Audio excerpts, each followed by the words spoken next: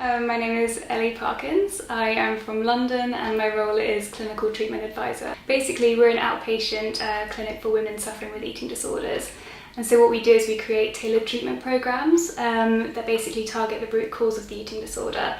The programs are very holistic, so it includes lots of different group therapies and nutritional therapy, but also one-to-one therapy as well.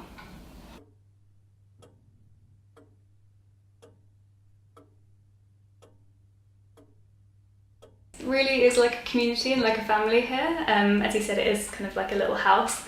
And so, everyone kind of helps out. So when we're preparing for art therapy, we'll all work together to get the paints out and the crayons out and things like this. There's no set jobs as such, but if anyone wants to help out or, after lunch group clear up, then that typically happens. So yeah, we just we all really respect each other in this clinic, and the clients, really respect the space that they have here as well. And so yeah, we just try and keep it as homely and as kind of comfortable as possible with them.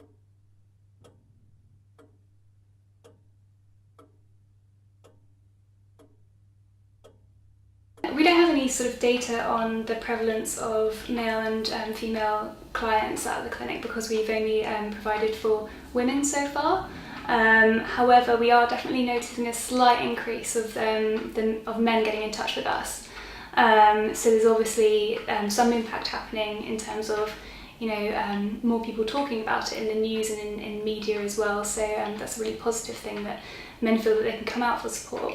Before anyone comes into the clinic, we always assess them, and so that's a first sort of meeting for them to get a feel of the clinic and the environment, and then also for us to get a better idea of who they are, and what they've been through and what they're currently going through. So then we can go away and put together that program that's most applicable to them. Yeah. The assessment space is really open, so it's a space for them also to ask questions about us and get a feel for us. So it's a very kind of fluid meeting, yeah.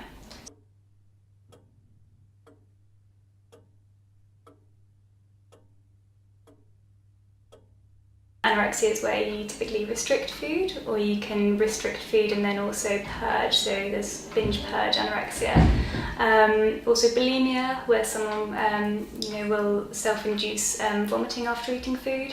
There's also binge eating as well, which is typically not very well known or can be misdiagnosed, and that's where someone has quite a compulsive relationship with food. Some others as well that are sort of more recently known about, such as orthorexia, chew and spit disorder, even selective eating, and diabulimia for women and men who basically suffer from type 1 diabetes and restrict their insulin intake. I think it's very common as well for people to have issues with their body and have issues with food that they would otherwise overlook and think it's normal just because it is so prevalent in our society, when actually they do deserve help. We definitely deal with people suffering with anorexia, binge eating, bulimia, but also diabulimia as well. It completely depends, and also depends upon, when for instance orthorexia became more of a well-known disorder, we definitely had an increase in our inquiries for people who suffered with it as well. So it changes a lot.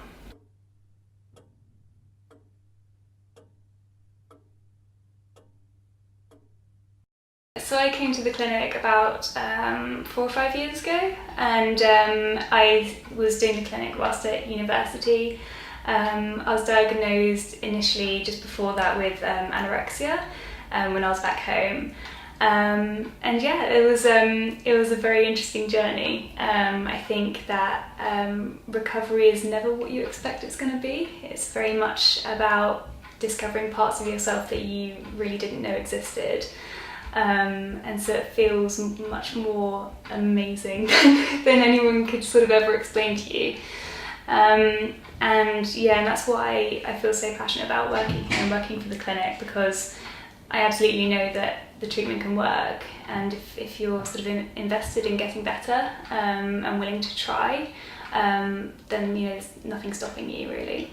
Looking back on my life, I think prior to the diagnosis, prior to the eating disorder, I don't feel like I was very awake, and so now I feel so conscious in my everyday, And so, yeah, I don't regret anything. It's been an amazing journey. And, you know, it doesn't have to stop either. Like, I make a conscious decision to, you know, work on myself every day, and that's only a positive thing.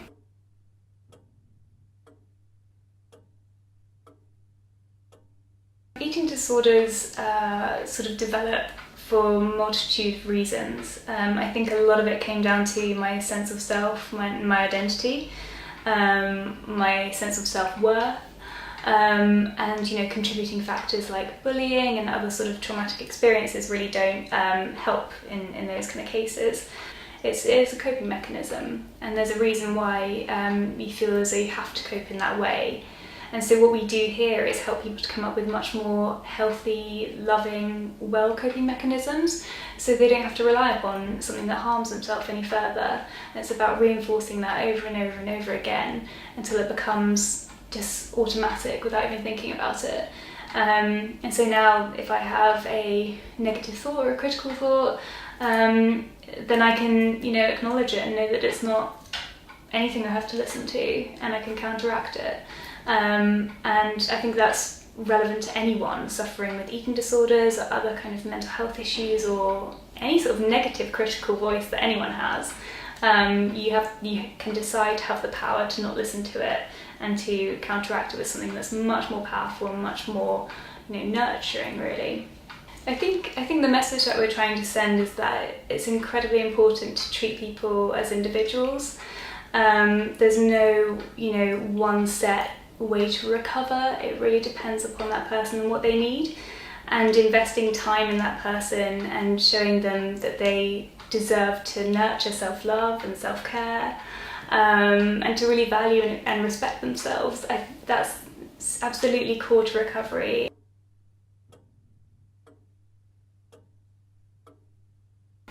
Yeah, so we're releasing an app on during Eating Disorders Awareness Week, which starts on the 27th of February. The app will be called Recover and Me, and it's basically a therapy-like resource for recovery, where you work your way through sessions that have corresponding meditations and a journal and a nurture log.